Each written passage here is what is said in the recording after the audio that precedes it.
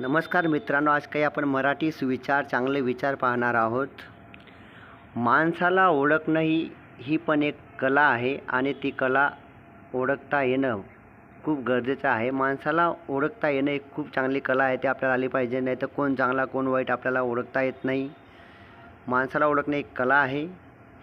चांगली आणि वाईट माणसे संकट काळात लवकर ओळखता येतात। बघा, सुखात सगळे सोबत असतात, पण दुःखात कोण आपला आहे, बरोबर।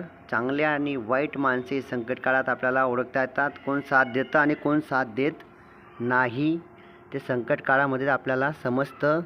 पुढचा सुविचार आहे, इमानदार माणूस त्याच्या इमानदारीमुळे हजार लोकांमध्ये ओळखला जातो। बघा, इमानदारी हा एक चांगला गुण आहे आणि तो प्रत्येकामध्ये असणं खूप गरजेचं आहे।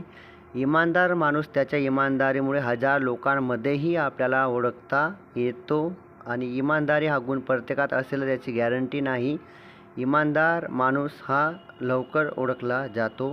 पुढचा सुविचार आहे, चुकीच्या माणसाला कधीच वाटत नाही तो चुकीच्या रस्त्यावर चालत आहे। हे बघा, प्रत्येकाला वाटतं की मी बरोबर आहे, तो चुकीच्या रस्त्यावर असो किंवा नसो, चुकीच्या माणसाला कधीच वाटत नाही की तो चुकीच्या रस्त्यावर चालत आहे।